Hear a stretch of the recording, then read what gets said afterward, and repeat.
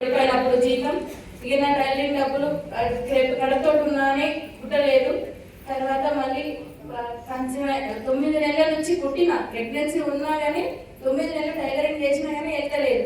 పాల ప్యాకెట్ ఒక పాల ప్యాకెట్ తెస్తే పొద్దున సాయంత్రం టీ అందులోనే, కడతోటున్న పిల్లకి పాలు అందులోనే 10 రూపీస్ దాకా. ఒకసారి అర్థం చేసుకోవచ్చు స్టూడెంట్స్. అట్లా అది అయిపోయింది. అట్లా కన్సీవ్ అయింది. బేబీ పుట్టిన తర్వాత డెలివరీకి డబ్బులు కష్టము ఉంది. గవర్నమెంట్లోనే డెలివరీ అయినాక ఇంకా టైలరింగ్ స్టార్ట్ చేయి, మళ్ళీ కుట్టడం స్టార్ట్ చేసిన 1 మంత్ తర్వాత నుంచి స్టార్ట్ చేసిన. ఇంకా ఎక్కువ కుడుతూ ఉన్నా. అప్పటికి అటు గడుచుకుంటూ పోయి 6-7 ఏళ్ళు అవుతుంది. బేబీ ఒక 1-2 ఇయర్స్కి వచ్చింది. ఏదన్నా ఇంకా డబ్బు సరిపోతలేదు, అప్పులు ఇంకే అట్లే 7 ఏళ్ళనే ఉన్నాయి, ఆ మిక్కిలకే సరిపోతుంది అనుకున్న టైంలో ఈ గ్రేట్ ప్లాట్ఫామ్ మా అత్త వాళ్ళందరూ కూడా తరఫు నుంచి పరిచయం అయింది. ఒక 3 నెలలు ఒక మీటింగ్కి రారా అంటే వినిపించుకోలేదు. ఏమంటే డబ్బు కట్టాలేమో, ఎట్లాంటి కంపెనీలు నాకు తెలియదు, ఇవి ఎట్లుంటాయో ఏందో అనుకున్నప్పుడు ఒక మీటింగ్ వచ్చి తెలుసుకోరాని సైదుల్ సార్ని, సత్యం సార్ని ఇట్లా తీసుకొచ్చి చెప్పించింది. అయినా కానీ నాకు అర్థం కాలేదు. ఏందో ఆమెకి ఎంత వస్తుందో, నేను ప్రోడక్ట్లు కొనుక్కుంటే, నేను జాయిన్ అయితే నా దగ్గర కొనడానికి నేను పైసలు, నాకు ఇంటికి వెళ్ళడానికి దిక్కులేదు అని చెప్పి ఈ మైండ్ సెట్ తోటి ఉన్న నాకు ఒక మీటింగ్కి వచ్చి తెలుసుకో, ఒక మీటింగ్ చేసి 3 నెలలు వెంటబడితే ఒక మీటింగ్కి వెళ్ళిన.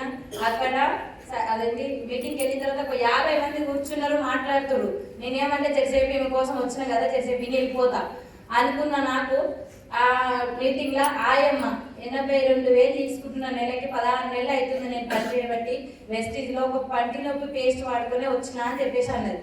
ఆయమ్మకు 82,000 16 నెలలు తీసుకుంటుందా?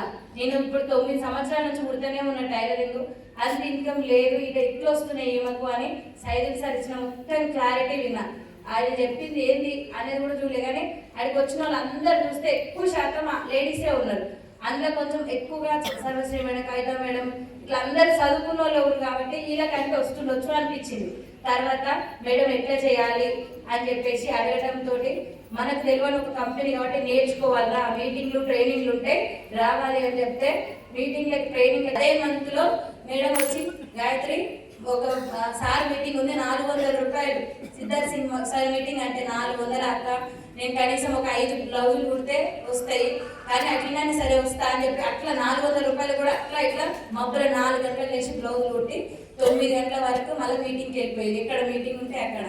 ఇంట్లో ఫస్ట్ మా సార్ సపోర్ట్ అస్సలే అవసరం లేదు, నువ్వు ఇట్లాంటివి పెట్టుకోకు, అలాగే గట్టి ఉంది కాబట్టి ఆమెకి ఏమైనా అయితే పెడతాడు, నీ గౌడు వెనకంగా వద్దు అన్నాడు. మా అత్త వద్దన్నది. గలీలో అందరూ పుట్టుకొడి దగ్గర ఇంట్లో ఉండలేక మందిని చూస్తుంది బయటికి పోతుంది అన్నారు. ఎవరి దగ్గరికి వచ్చి చెప్పినా కానీ ఎన్నడిగితే మా కంపెనీ ఎడగబడ్డది, నీకు ఎట్లనో ఎటకారంగా ఎక్కిరించినట్టే చాలా అవమానించారు. అసలే ఆ మాత్రం నమ్మకం కోల్పోయినాం కాబట్టి ఈ బిజినెస్ గురించి చెప్తే ఎవరు బిలీవ్ చేస్తలేరు. నీకు సరే చూస్తా నీ పైసలు వచ్చినప్పుడు అని అంటారు. అంటే ఇట్లాంటివన్నీ వస్తాయి గాయత్రి, ప్రతి ఒక్కరికి వచ్చినాయి, మీటింగ్కి రా అని చెప్పడంతో బలవంతంగా ఆ మీటింగ్కి వెళ్ళినా. అక్కడ 1,72,00,000 తీసుకునే సిద్ధార్థ్ సింగ్ సార్ని చూసినప్పుడు మటుకు అంత పెద్ద ఆయన 8 గంటలు 6 గంటలు మినిమం 6 గంటలు నిలబడి మాట్లాడిండు. ఆ 10 రూపాయల పాల ప్యాకెట్ పొద్దున్న లేస్తే కష్టపడి నేను ఇంకెంత కష్టపడాలి అని చెప్పి ఇంకా ఆ రోజు నేను చాలా డిసైడ్ అయినా. ఆ మీటింగ్ 2,000 మందితోనే జరిగింది కానీ నాకు ఒక ఇన్స్పైరింగ్ మీటింగ్ అది.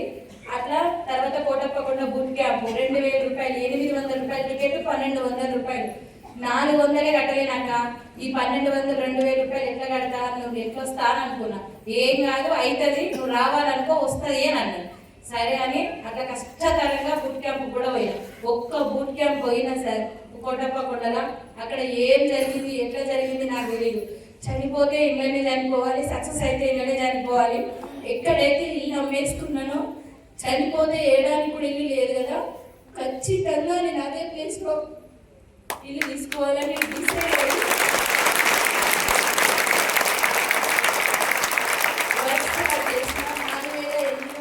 4,800, 5,400, 10,000, 11, 19, 25, 32, 34 ఒక ఫోన్ కూడా లేకుండా వచ్చినాయి కాబట్టి 34,000 వచ్చినప్పుడు ఒక ఫోన్ తీసుకున్నా.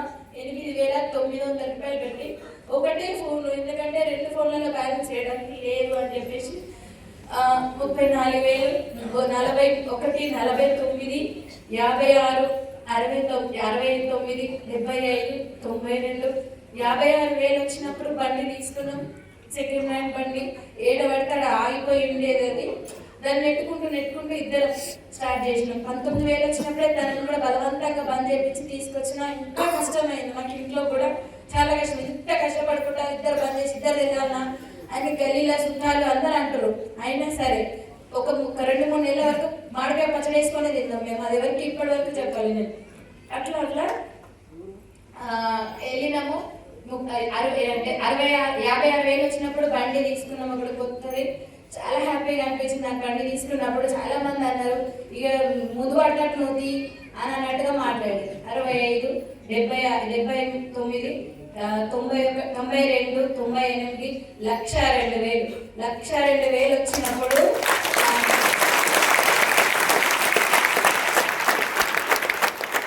మా మేనబాబు ఒక ఆయన ఇక్కడ మంచిగా చదువుకుంటూ ఆయనకే ఇద్దామనుకుంది చనిపోయిన మా అమ్మ. కానీ మస్తు చదువుకున్నా, నేను చేసుకోను, నేను 10,000 ఇస్తా ఎవరికైనా ఇచ్చి చేయవి అన్న మాట విన్నా.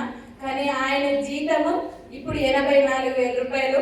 1,02,000 వచ్చిన రోజు ఆయన నాకు చిక్కు నువ్వు ఇంత రీచ్ తీసుకునే వ్యక్తి బయట అనుకోలేదు అమ్మ నేను అని మెసేజ్ పెట్టి చాలా హ్యాపీగా అనిపించింది.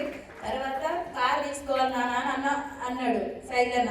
కారు నాకు ఇల్లే లేదన్నా, నేను ఉంటందుకు జనాలు ఎక్కిరిస్తారు, ఇల్లు లేదు కదా ఇట్లా కారు కొనుక్కుంది అంటారు అని అంటే, లేదు నువ్వు కారు తీయాలి, అది చాలా మందికి ధైర్యం వస్తుందా, నువ్వు ఇప్పటిదాకా అనుకునే చేసినావా అనుకుని వచ్చినాయా అని అన్నాడు. అనుకోలే అన్న, నేను ఇవన్నీ వస్తే బండి వస్తుంది అనుకోలే, నాకు ఫోన్ వస్తుంది అనుకోలే అని అంటే, కారు కూడా తీనానా వస్తుంది, నీకు మంచి సక్సెస్ వస్తుంది, 4 ఆడవాళ్ళకి నువ్వు ధైర్యంగా ఉంటావు అని అంటే సరే అని 13 లక్షల కార్ సార్. కార్ అనేది నా జీవితంలో ఎట్లా అంటే, కార్ షోరూమ్ పోయి కార్ చూసి సెలెక్ట్ చేయకపోయినా అంటే 1-2 గంటలు ఇద్దరం తిరిగిన మా కార్ల షోరూమ్లో. కానీ అదేంటి మాకు ఎక్కడ అర్థమవుతలేదు అన్నయ్య, ఏం అర్థమవుతలేదు మాకు వీడికి పంపించినావు. కానీ నాకు అట్లా పోతుందే అనిపించింది. ఈ కారు అద్దాలు చూస్తుంది కూడా పనికొస్తున్నావు నాకు ఇలా తీసుకొస్తున్నావు నువ్వు అని అనేసి అన్న నేను. అటువంటిది లోపలికి పోయి తిరిగిన తర్వాత అన్నీ చూసినాక అక్క అన్న అందరం కలిసి చూసిన తర్వాత అది సైకిల్ నుంచి తీసుకోలేదు, చాలా బాగుంది అని అంటే సరే 13 లక్షల మారుతి ఫ్రాన్స్ కార్ తీసుకున్నా. 1 నెల రోజుల వరకు కూడా ఈయన ఎప్పుడన్నా ఇటు గుట్టకో యాది గుట్టకో ఎటైనా పోయినప్పుడు చిన్న ఏరియాలలో పోయినప్పుడు వాళ్ళ ఓనర్ కార్ అడుక్కొచ్చేది. అట్లా అడుక్కొచ్చి ఇంటి ముంగడ పెట్టి మమ్మల్ని దించి మళ్ళీ తీసుకుపోయేది.